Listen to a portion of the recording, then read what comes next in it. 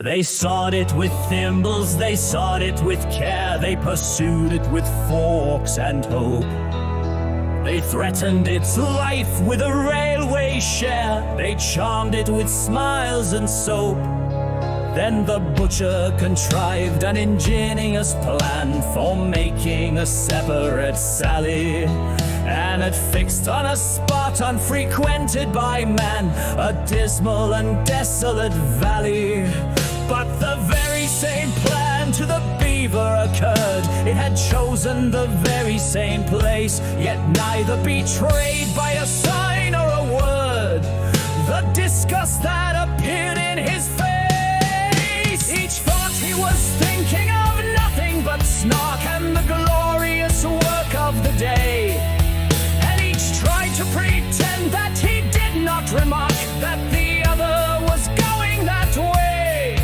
But the valley grew narrow and narrower still, and the evening got darker and colder, till merely from nervousness, not from goodwill, they marched along shoulder to shoulder. Then a scream shrill and high rent the shuddering sky, and they knew that some danger was near. The beaver turned pale to the tip of its tail, and even the butcher felt queer. He thought of his childhood left far, far behind, that blissful and innocent state. The sound so exactly recalled to his mind a pencil that squeaks on a slate.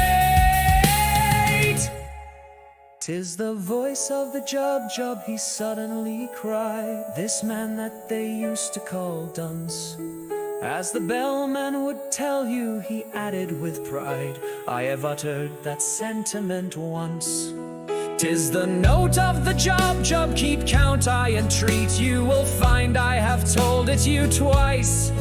'Tis the song of the Jub, the proof is complete, if only I've stated it thrice. The beaver had counted with scrupulous care, attending to every word, but it fairly lost heart and outgrabe in despair when the third repetition occurred.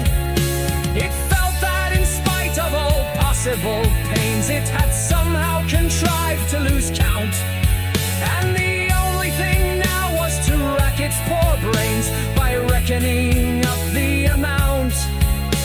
To add it to one if that could but be done, it said with one's fingers and thumbs, recollecting with tears how in earlier years it had taken no pains with its sums. The thing can be done, said the butcher, I think. The thing must be done, I am sure. The thing shall be done, bring me paper and ink, the best there is time to procure. The beaver brought paper, portfolio, pens, and ink in unfailing supplies, while strange creepy creatures came out of their dens and watched them with wondering eyes. So engrossed was the butcher, he heeded them not, as he wrote with a pen in each hand, and explained all the while in a popular style which the beaver could well understand. Taking 3 as the subject to reason about, a convenient number to state. We add 7 and 10 and then multiply out by 1,000 diminished by 8. The result we proceed to divide, as you see, by 990 and 2. Subtract 17 and the answer must be exactly and perfectly true. The method employed I would gladly explain, while I have it so clear in my head. If I had but the time and you had but the brain, but much yet remains to be said. In one moment I've seen what has hitherto been enveloped in absolute mystery, and without extra charge I will give you at large a lesson in natural history. In his genial way he proceeded to say, forgetting all laws of propriety, and that giving instruction without fashion would have caused quite a thrill in society. As to temper the job's a desperate bird, since it lives in perpetual passion. Its taste in costume is entirely absurd. It is ages ahead of the fashion, but it knows any friend it has met once before. It never will look at a bride, and in charity meetings it stands at the door and collects, though it does not subscribe. Its flavor when cooked is more exquisite far than mutton or oysters or eggs. Some think it keeps best in an ivory jar, and some in mahogany kegs.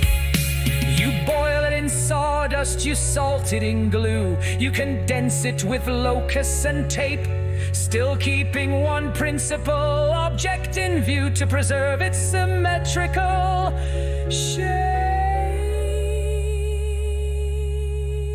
The butcher would gladly have talked till next day, but he felt that the lesson must end, and he wept with delight in attempting to say he considered the beaver his friend, while the beaver confessed with affectionate looks, more eloquent even than tears.